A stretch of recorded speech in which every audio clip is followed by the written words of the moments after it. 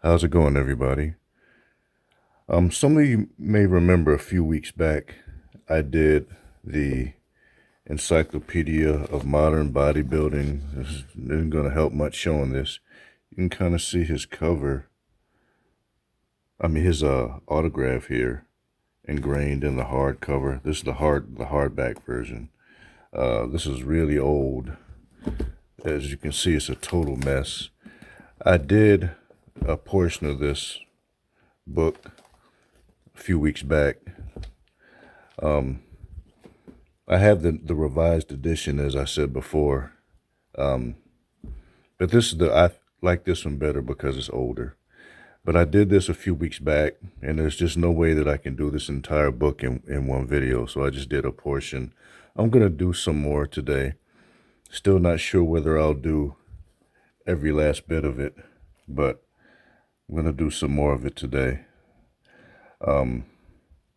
Obviously, this is the most nostalgic version of the book because it's older. The newer one was revised and re-released in 2004, 2003, something like that. This one, I think, is from 1985. Yeah, it has to be from 1985 because it has. Oh, look at this. Look at the hell. This is from Tinley Sport and Health. Look at this, man. From my first job as a personal trainer. I did not expect to see this, but this is before. This is crazy. This is before texting and modern smartphones and so this is how you got your messages, man.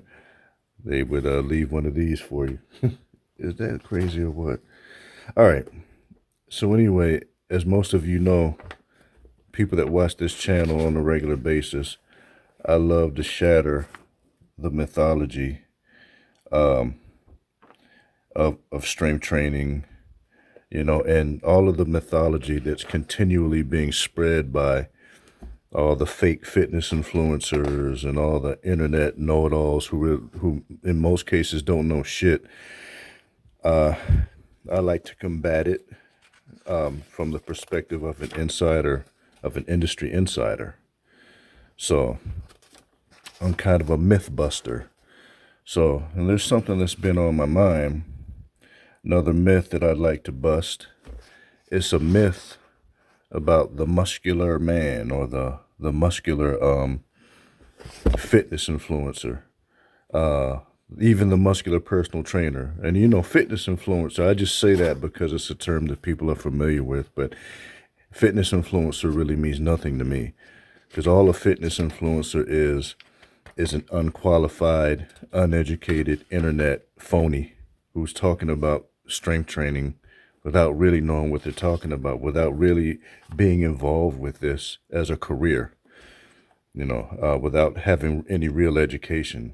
So fitness influencer means nothing to me, but So anyway, the myth about the muscular trainer or influencer or whatever, I like to tell you about an ex-coworker of mine, a guy by the name of Patrick. That was his real name. Great guy. He was at the time, was one of the most knowledgeable trainers I had ever met. He worked with me when I was at Tinley Sport and Health. And great guy. But as knowledgeable as oh, by the way, he really helped to influence my style. Patrick was really good at explaining form and why you should perform a particular exercise versus this way versus that way. He was really good with biomechanics and understanding muscle insertion points versus the origin points of muscles. Just a lot of the more technical aspects that people overlook. He was really into that. and he influenced my style, forced me to dig even deeper and really get into the biomechanics. But funny thing about Patrick is he tended to be on the chubbier side. It was just his genetics. And he didn't have like an obscene diet.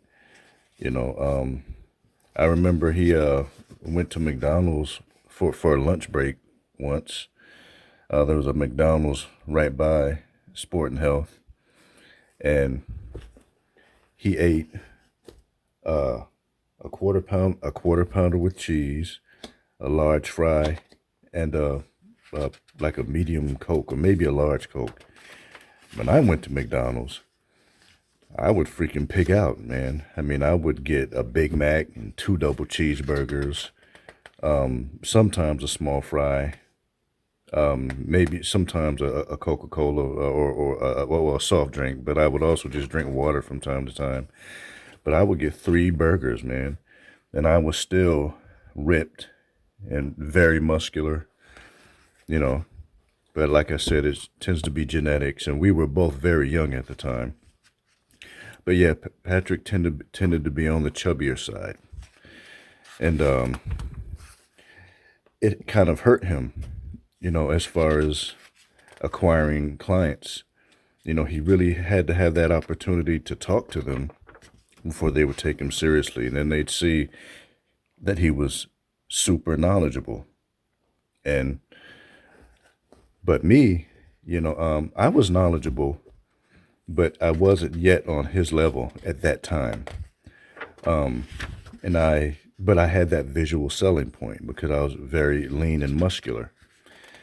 And so I remember Patrick telling me that, he's gonna go back to school and get like I don't remember what he said. Maybe complete his degree in kinesiology or whatever, exercise physiology. He wanted to get a different job, because he didn't. Almost his exact words were, he didn't want to have to hustle his entire life. Hustle for clients, and it's because he didn't have that visual selling point. Eventually, he competed in a natural bodybuilding contest, and he lost a bunch of body fat. But the end results still weren't that impressive because and of course it was his first contest, but he just wasn't a super muscular guy, just genetically. So even losing the body fat, he lost a lot of muscle as well, and didn't end up being super muscular. So, and like I said, it would hurt him. And for some people, having that visual selling point is incredibly important. And here in America, man, image is everything. And, quite often image, is completely contrived by the image makers. And sometimes the image is just based on giving people what they want, or telling them what they want to hear. Image is often based on giving people the mythology that they're comfortable with, or the mythology that they're accustomed to. And the mythology that they're accustomed to is this: the uber muscular personal trainer, so forth and so on, or at least a personal trainer who is visibly, obviously in shape. That's what people are comfortable with. And I just want to dispel that myth, because some of the best personal trainers that I've ever known weren't particularly muscular. And Patrick is just one of several. Patrick tended to be on the chubbier side, whereas some of the other guys, I can't remember all of their names, but I knew a trainer who tended to be skinny. He was, this is when I was at Bodysmith Personal Training. He was a great trainer as well, but he just tended to be a skinnier guy, really slender, not muscular at all, tall and skinny. I've actually known several, really good or great trainers who were either chubby or skinny, but regardless, not particularly muscular was the common denominator.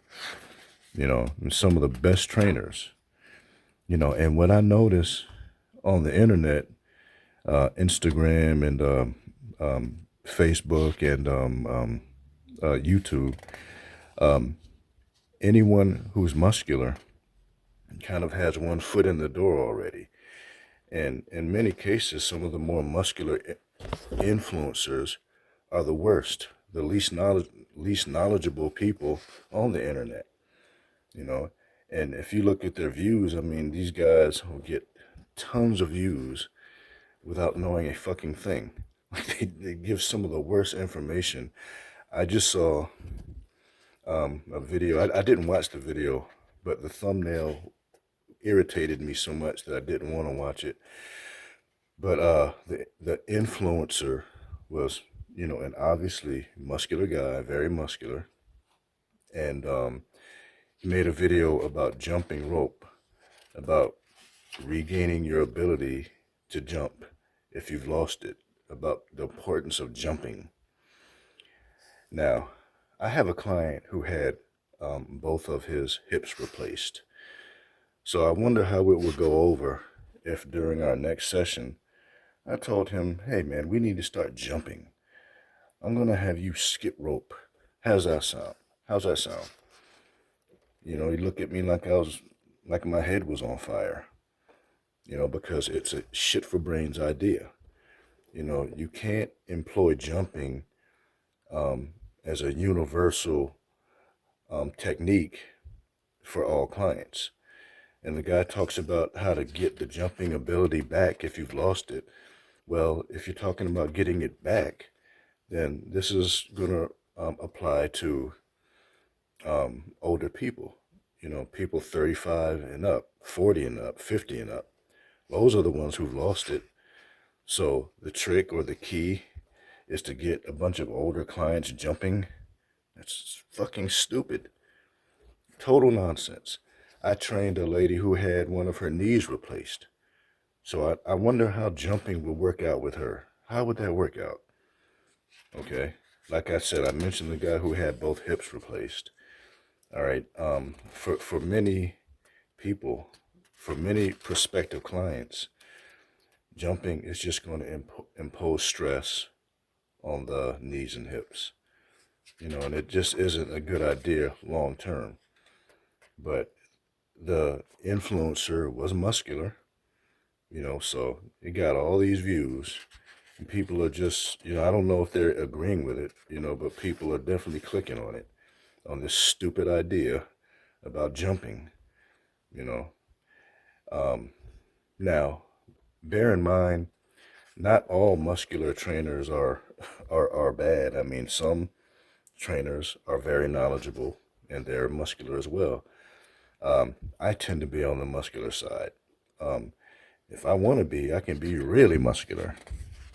Even in my early 50s, I can be really muscular if that's what I want to do because I have the genetics.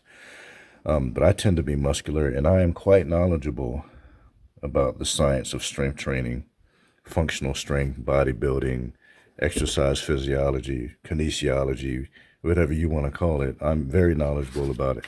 So this isn't an indictment of muscular trainers. But, the funny thing is, the whole image making thing even affects me. Because if you look at my profile pic, I'm using a picture that shows me with my shirt off, and I do that on purpose because I often indict the bodybuilding ideology, and I tend to, I have a problem with that one-dimensional mindset where the only thing you care about is building muscle, so if I don't have a profile pic that shows me, or if my profile pic isn't flattering, the first thing detractors or naysayers will say is, well, you just against muscularity because you're not muscular. So I use muscular pics to show that I am muscular. So, like, in other words, don't even try it, motherfucker. I'm as muscular, if not more muscular than some of them. And as I said, if I want to be muscular, even more muscular, I can pull it off because I have the genetics. It comes easily for me, but these days I tend to focus more so on functional strength, not building big muscles. But because of my genetics, I still am muscular. And so in other words, I'm not even trying to be muscular and I'm still muscular. So, you don't want to go there because, I can get really muscular when I want to. But again, it affects all of us, where we're perceived based upon how we look, but I just wanted to tell you the story of Patrick, one of the best trainers I ever knew, who just was not muscular. And as a matter of fact, at Tinley Sport and Health, things tended to get pretty competitive. The most popular trainer there was a guy named Dean. Dean was a real asshole, man. Dean, I mean, I was going to hurt the guy. I was going to really hurt the guy at one point. But I was a lot younger back then, and I let him get under my skin, but that was then. But he was a real asshole, and he would pick on Pat, like there was no tomorrow because he tended to be chubby. He would use that against him, because he was the top grossing trainer. And at Tinley, they tried to establish this atmosphere of competition. And I think Dean ate it up, especially being that he was at the top, So in order to get into people's heads, he'd screw with them. I guess, the way that fighters try to taunt other fighters, he would taunt people. And Patrick, he got it the most because he was chubby. But to be honest, from what I understood, Patrick knew more about this than Dean did, So, like I said, he was a big influence on my standards in terms of knowledge. A proficient personal trainer should really be able to talk about this. They should be able to talk about anatomy, again, origin points and points of insertion, where the muscle originates versus where it inserts is important. Kind of helps you to understand the biomechanics and the physiology a little bit better. For me, a lot of that came from sitting around during downtime at Tinley talking to Patrick O'Connell. Really big influence, and there was another knowledgeable guy at Tinley, a guy by the name of I used to call Nate. His name was Nate. I used to call him Nate Dogg. You remember Nate Dogg? With Death Row Records. Nate Dogg, real nice guy. Wasn't particularly muscular though. He was a power lifter, and the guy was super strong. I mean, you just see him pounding deadlifts, 500 pounds. I mean, you feel the whole floor shake every time it touched. He was really into lifting heavy. I wonder how that worked out for him though, because he would probably be around in his 50s now. And I hope he's not doing that shit now, because his hips and back would be destroyed. But the guy just lifted so heavy. Very knowledgeable. But again, he wasn't particularly muscular either. Wasn't that big either. You would look at him and you couldn't automatically tell that this guy could deadlift, 600 pounds or 800 pounds. It's ridiculous. But, there are a lot of great trainers who aren't particularly muscular. And a lot of these phony fitness influencers are using that. They're using that whole image-based mentality that people have, because in America, image is everything. All right. So any person who tends to have muscular genetics can get on YouTube and make a stupid video with misinformation galore, and it'll get clicks if they're muscular. Well, people will think, well, he knows what he's doing because he's muscular. And I'm here to tell you that that is not true. That is not true at all. So I done it again. At least hopefully I've shattered another myth. Okay, you can't just believe that someone knows what they're talking about just because they're muscular. All right, I have a family friend, a guy that I was friends with since childhood, and his father, I'm not going to say any names, but his father is a pretty muscular guy, at least from the waist up. From the waist down, his legs tend to be skinny. That's a whole nother story, but had a nice upper body, nice muscular upper body. And with all due respect, I mean, I hate to say this, but well, for various reasons. I mean, the guy didn't graduate high school. I don't even know if he got out of middle school.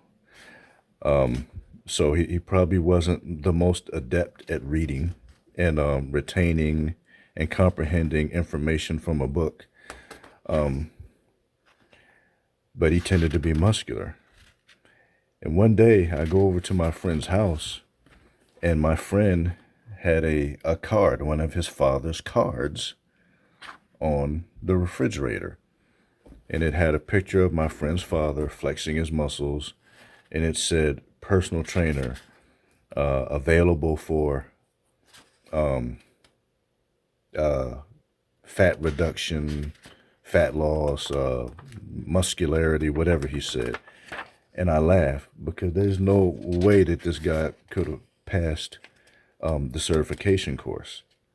There's just no way. There's no way he was a certified personal trainer. There's no way. All right, and I don't want to get too far into it, but there's just no way that he could have passed that. You can't just call yourself a personal trainer, But this is something that I've been encountering for years. And when I saw the card, I was working at Tinley Sport and Health, my first personal training gig. And I'm thinking to myself, he's calling himself a trainer? And I worked out with him in the gym. He didn't even know the proper terminology. He knew very little about it, just to be frank. He knew very little about it, but he genetically tended to be muscular. So, hey, I'm going to pass myself off as a trainer. All right. That is the same thing that's going on YouTube and on Instagram and Facebook. There are a lot of fitness influencers who never went to school for this. All right. So just be careful of that. Make sure before you listen to someone, make sure that they have some type of education, because just going to the gym is not enough. Just being muscular is not enough. All right. And if you go to your local gym and you see a personal trainer that works there who isn't particularly muscular, like this guy, like Franco Colombo here. I'm pretty sure this is Franco Colombo. Oh yeah, I was right. This is definitely Franco Colombo. All right, if they don't look like Franco Colombo, doesn't mean that they aren't knowledgeable. All right, remember my coworker Patrick. Remember Nate Dogg. All right, there are a lot of super knowledgeable trainers, legitimate trainers who you should be listening to, who just are not muscular. Some of them have genetics that are so bad for muscularity that they'll never be muscular. So that's just the point that I wanted to make. I wanted to shatter that myth, man. All right. So this, again, I'm not going to go through this entire book. I'm at around, it's been well over 20 minutes here. Look at this old school lat pull down machine, man. Look at this. I think this is, I wonder if I'm assuming this is Muscle Beach because it's outside. Yeah, Franco and Arnold. I think Franco Colombo passed away. I think he did a few years ago. if I'm not mistaken. Yeah. Yeah. Look at this illustration on the bent over row. Yeah, how the bar is. Yeah. Body steady when doing bent over barbell rows. You involve the lower back rather than isolating the lats. Yeah, man. This is wild. Because this is wild, man.